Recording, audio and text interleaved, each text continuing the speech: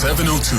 World of Work. You know how important entrepreneurship is when we talk about growing the economy, when we talk about creating job opportunities for people. So today we're discussing sourcing and accessing grants for small businesses, because these businesses play quite a critical role, again, in growing our economy and creating jobs.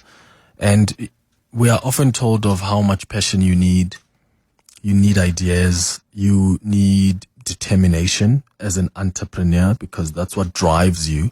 But the reality is that without access to financial support, even the most promising ventures are going to struggle. So on our World of Work feature today, I want us to look at what the process of sourcing and accessing grants actually looks like. There's other businesses out there that don't even know where, as a small business, they can begin.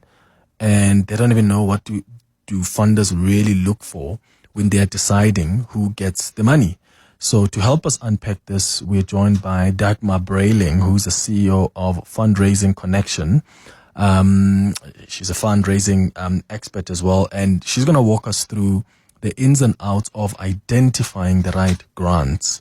But I think we also need to teach other entrepreneurs about crafting compelling applications as they try and require these funds, and how they can navigate this complex world of small business funding. So if you're a small business owner yourself and you have struggled with trying to access funding or with trying to craft compelling applications, maybe call us and ask my guests some questions, and maybe they'll be able to give you some tips on how to start positioning yourself, how to start crafting and going about those applications.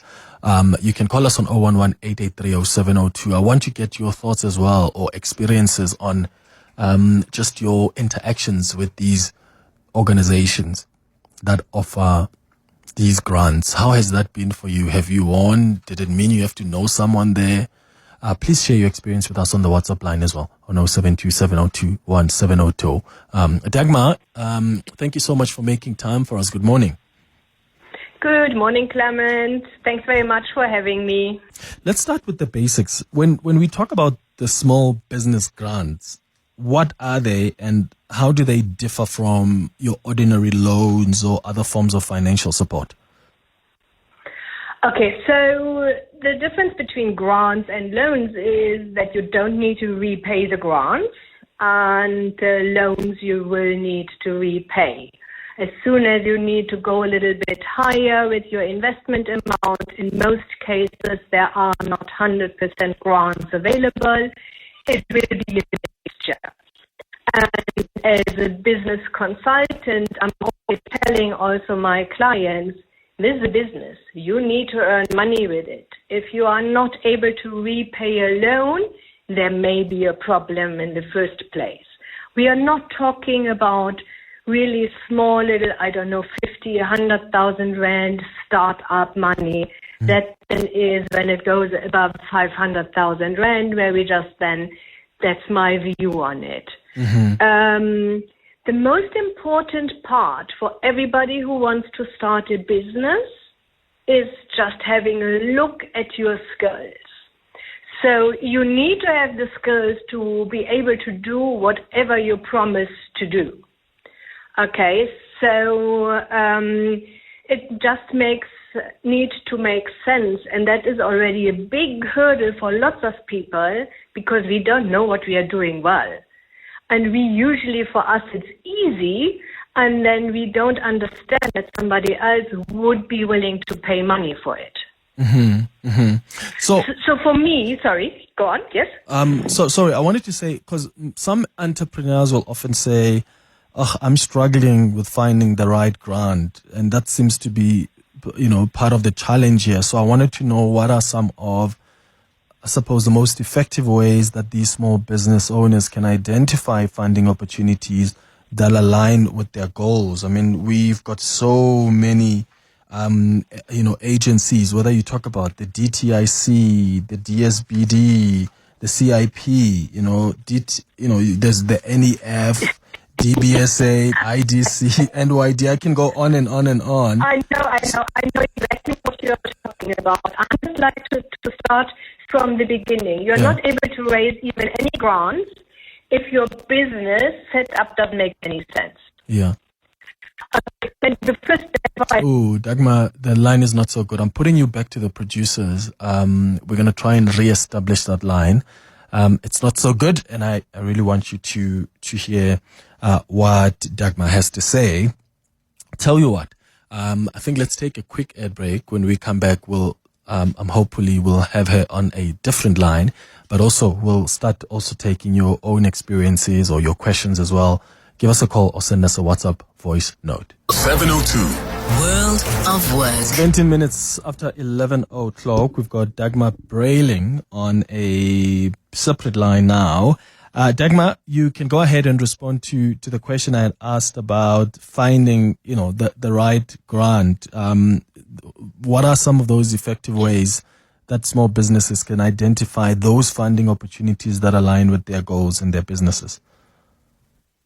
Okay, so the first thing is what I started already mentioning is you need to be good at what you're doing. Okay, so, and one of the big problems for most people is because it's so easy for them, they don't understand that other people may need help and support with whatever they can do. So I'm good with numbers.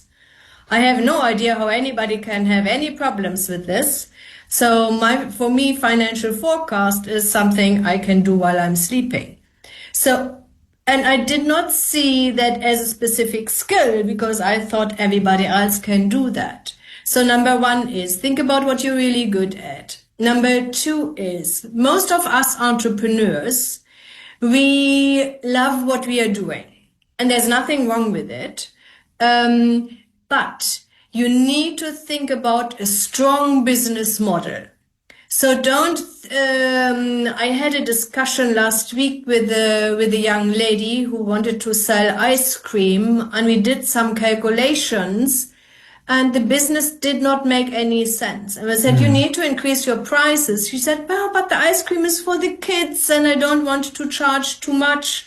I said, yes, I understand this, but this is a business. You need to earn money to be able to pay all your expenses and later on, hopefully also hire some more people, and you need to be able to pay them additionally to your own salary.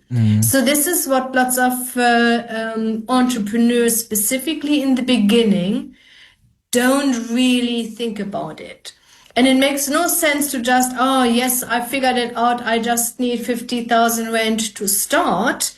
This money will not help you if you are not clear about what you want, how you want your business to earn money.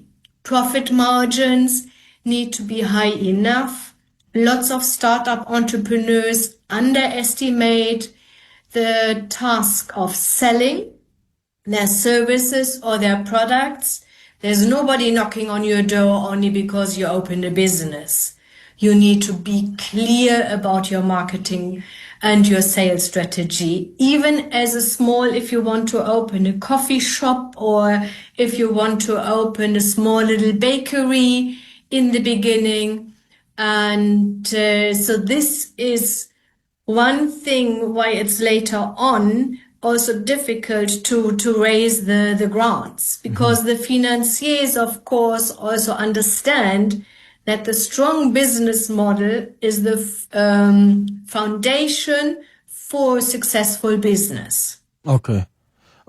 So when reviewing the applications, what are some of the key things that the funders or grant committees typically look for so that we able to help the small business owners, the entrepreneurs, know how they need to start crafting their applications for funding?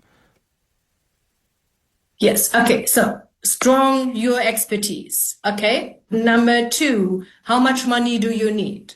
Number 3, for what exactly? You don't say I think 50,000 rand. I'm not 100% sure. And I want to buy a brick making machine, and the funder knows already the brick making machine, the smallest, I don't know the prices, okay, so I'm just thumb sucking here, is 59,000 Rand. So they see already somebody didn't do the research. So make sure you know exactly for what you need the money, how much money you need, who will be your clients or your target market. Do they have the money to be able to pay for it? Lots of times people say, oh yes, I want to, let's say, develop an app. Oh yeah, that's not a problem. Everybody will download it and they pay me five Rand per month for it. But if people don't see really the benefits, they would love to have the app, but they are not willing to pay for it. And that is also something what lots of startup entrepreneurs are not really thinking through. Okay. And what are some of the mistakes that these businesses often make when they're applying for grants? So because you've mentioned some of them that, some will say we need this, but have you actually done research to look at whether that's what you need to buy, whatever equipment or to start off your enterprise? Yes. What do you think needs to be done to avoid the same mistakes happening again? So number one, the challenge is, okay, specifically if you haven't been self-employed before, honestly, you don't know what you don't know. So it is like, I have no idea what I'm doing here.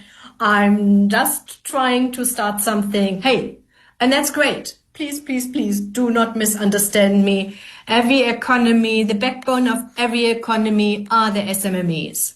Okay, so all of us here are the backbone here, also in South Africa.